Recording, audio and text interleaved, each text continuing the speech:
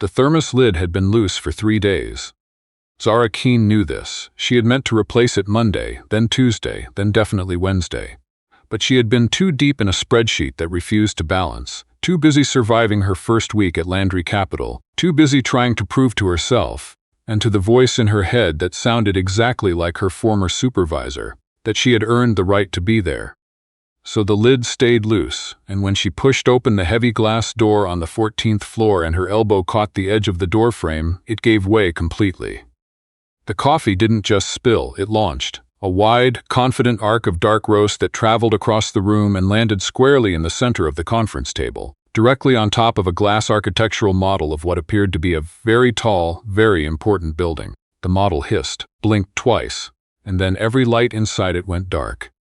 The projector cut off a half-second later. Then every screen in the room went black. Zara stood in the doorway holding a dripping folder and an empty thermos, staring at 11 people in suits who were staring back at her. Behind them on the wall, in letters large enough to be read from orbit, Halcyon Tower Acquisition, 600 million. She processed this in stages, the silence, the number, the smoke rising gently from what she now understood was a prototype that cost more than her car. Conference room 14C, her brain offered helpfully, you were looking for 4C.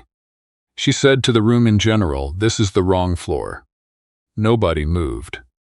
She looked at the man at the head of the table. He was the kind of person whose presence reorganized a room without trying. Dark hair, dark eyes, a gray suit that fit like it had been negotiated into existence, a watch on his left wrist that probably had its own quarterly earnings report. He was watching her the way physicists watch experiments that shouldn't be possible, with focused, almost motionless attention. Zara's brain, running on 4 hours of sleep and the last of her adrenaline, offered the following observation. Well, at least if you're about to get fired, the man holding the pen is extremely. She heard herself say it. The word landed in the silence like a second's psill.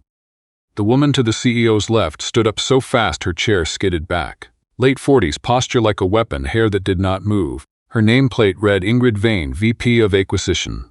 Beckett, she said, in the voice of someone who had been professionally furious for many years and had refined it into an art form. Get her out. The man at the head of the table, Beckett Landry, CEO, according to the orientation packet Zara had memorized on the subway, had not moved, had not changed expression. He looked at the folder she was clutching against her chest. Which department, he said, not a question. Portfolio risk analysis, she paused. I misread my own calendar. The room numbers on 14 and 4 look identical if you're running on. Show me the reports. Ingrid stepped forward. Beckett, we're in the middle of a $600 million. We were, he held out one hand toward Zara. Now show me. He flipped through her quarterly risk projections at a speed that didn't look physically possible. Not reading, scanning. His eyes moved column by column, then jumped to specific rows the way a person navigates a document they already half understand. He stopped. Column H, line 39. Zara felt something catch in her chest. She had been staring at that number at 2 in the morning, the one that sat wrong in her stomach like a stone that wouldn't dissolve. Terminal growth assumption. Someone used 3.2% instead of 2.3. The downstream effect. 6.4 million, spread across 3 projections, she steadied her voice. It reads like a typo, it isn't. For exactly 2 seconds, Beckett said nothing. Then the corner of his mouth moved, just barely, just the right side, just for a moment. You had 8 seconds to spare, he said. He handed the folder back. Explain the rest. From across the table, Ingrid's voice came out with practiced composure. She's been here less than a week. 5 days, Zara said. Everyone looked at her. She kept her eyes on Beckett. I started Monday, that's 5 days, not a week.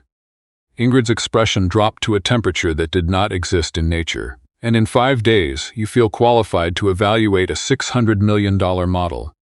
I feel qualified to tell you your growth rate is wrong. Zara held the folder a little tighter. What you do with that is up to you.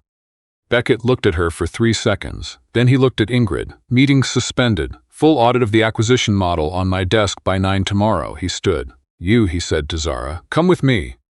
The man at the security station stopped her in the hallway before she could reach the elevator. He was somewhere around 60, built like a load-bearing wall, with the expression of someone for whom protocol was not a guideline but a personal covenant. His badge read Felix Prioresica. He had been standing at his post since, Zara suspected, the building was constructed. "Beige," he said. She showed him the badge around her neck. He examined it, turned it over, held it briefly toward the overhead light, looked at her face, looked at the badge. "You may proceed," he said. She took 3 steps. "Miss." She stopped. "Secondary confirmation," he pointed at the badge. "Standard protocol." She showed it again. He spent 4 full seconds with it before nodding, "Proceed." She made it to the elevator. The doors were opening. "Miss."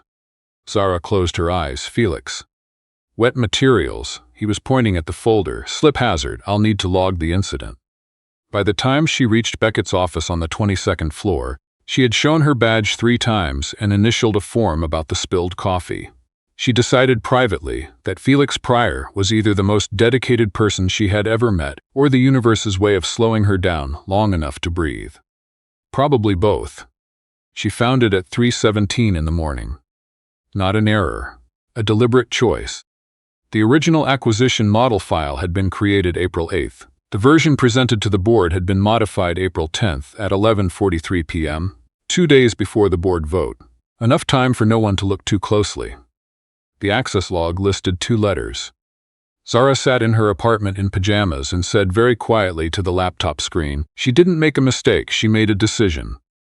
The laptop didn't answer. But Zara's hands were already moving, pulling every related file, cross-referencing, building the kind of case that doesn't collapse under questioning. She called Beckett at 6 in the morning. He answered on the second ring, sounding exactly as composed as he did at noon. She explained. He was quiet for 4 seconds. "Come in," he said. "Bring everything." Felix met her at the entrance at 7:15 and checked her badge 4 times, which she was beginning to understand was his version of affection. The board meeting convened at 9. Ingrid presented first. The slide deck was elegant and confident and included a subfolder titled Risk and Lacidus Discrepancies, flagged by Audit Review, with Zara's name displayed in red at the top. Zara counted to 3. "Can I see the timestamp on that file?" she said. The room turned. Ingrid's hand moved to her hair, twice, quickly. "Excuse me?" "The file, the one with my name on it." Zara stood. "When was it created?" "That's not material to It's the only thing that's material." Zara plugged in her flash drive. She had spent 10 minutes that morning speaking to the projector in calm, reasonable terms, explaining that she needed exactly 1 hour of cooperation, and it had, mostly, complied. The screen loaded on the first try. She chose to take this as a sign. She pulled up both files side by side, original revision. "This file was created by me on April 8th. It was revised on April 10th at 11:43 p.m., 2 days before the board presentation. The revision inflated the terminal growth rate." She brought up the access log. "By someone using VP-level credentials." The board chair, a man in his late 60s with the stillness of someone who had absorbed difficult information many times without flinching, leaned forward. "How many people hold VP access in acquisitions?" Beckett answered before anyone else could. 3. The silence that followed had weight. Ingrid stood. "Access logs alone don't constitute." "There's more," Zara said. She clicked forward. 6 acquisitions over 18 months. The same pattern in each, a small adjustment, an inflated figure, a downstream redirection to a subsidiary account that appeared in no internal report. Small enough individually to pass routine audit. Significant enough in aggregate to matter. She clicked one final time. The total appeared on the screen. $29 million, Zara said. She looked at Ingrid directly. Not a mistake, a system. The room emptied in stages. One of the senior directors stopped to shake her hand and say he hadn't seen anyone make a case that cleanly since his own first year in the industry, which was 31 years ago. She thanked him. She wasn't entirely sure her legs were working.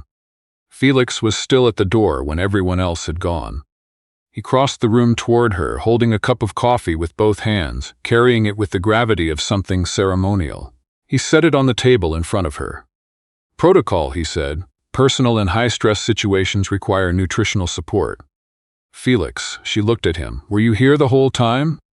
He said nothing for a moment. Then, "Protocol requires full situational awareness." She smiled. He turned to leave, then stopped, his back still to her. "Miss Keene," his voice was quieter, "you did well today." He walked out and let the door close behind him. And Zara stood alone in the empty boardroom with her flash drive and her borrowed courage and felt, for the first time in longer than she could remember, like she had done something that mattered.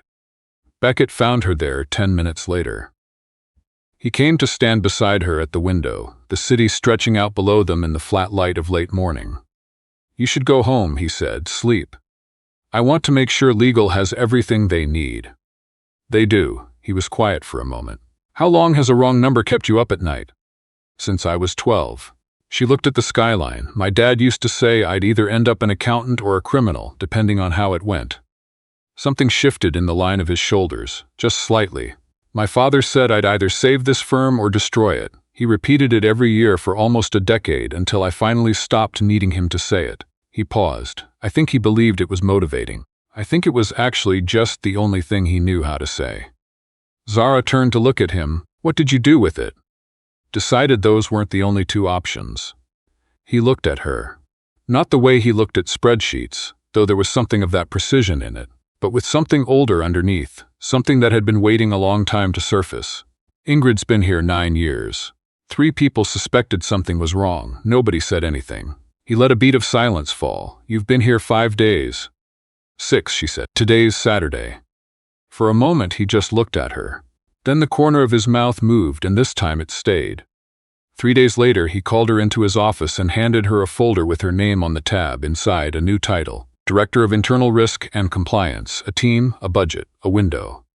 She looked at it for a long time. "You don't really know me. I know you stayed up until 3 in the morning because a number was wrong. I know you stood in front of a room full of people who outrank you and told the truth anyway." He sat back. "And I know you talked to the projector before the meeting." Zara felt her face go warm. It worked. It did, he almost smiled. "Keep doing it." 2 weeks later, Felix Pryor received a formal letter of promotion to Director of Security Operations, with a team of 6 reporting to him and a laminated protocol manual he had drafted himself. 43 pages, organized by threat level and alphabetized by category. Beckett had approved it without changing a word. When Zara stopped by to congratulate him, Felix checked her badge first, standard protocol, then stood a little straighter. "I'll need new identification cards issued to the full team," he said, "and I'll be revising the visitor log procedure for executive floors." "Of course." He looked at her for a long moment, with the expression of a man who weighed his words the way other people weighed gold. "You are good people, Miss Keene." From Felix, she understood this was everything. On a Thursday evening in November, Beckett walked out of a 7 o'clock meeting and found Zara leaning against the hallway wall, eating a granola bar she'd found in her coat pocket and reading something on her phone. He stopped. She looked up. "I was waiting for the elevator. It's been 4 minutes. I think it's reconsidering." "Are you hungry?" She held up the granola bar. "Real food," he said. She looked at the bar, then at him. "I'll probably break something." "You always do." "And you don't mind?" He looked at her the way he looked at things he had already decided were worth understanding, steadily, without hurry, without doubt. "I haven't minded once." He pressed the elevator button. The doors opened immediately, as if they'd been waiting. Zara stepped inside. The overhead light flickered just once, like a greeting. Beckett stepped in beside her. He didn't remark on the light. He just looked at her, and the corner of his mouth lifted, and somewhere below them the city hummed and glittered in the dark. She had walked into the wrong room on the wrong floor and spilled coffee on the wrong thing, and somehow, the way the best things happen, quietly and without permission, she had found exactly where she was supposed to be.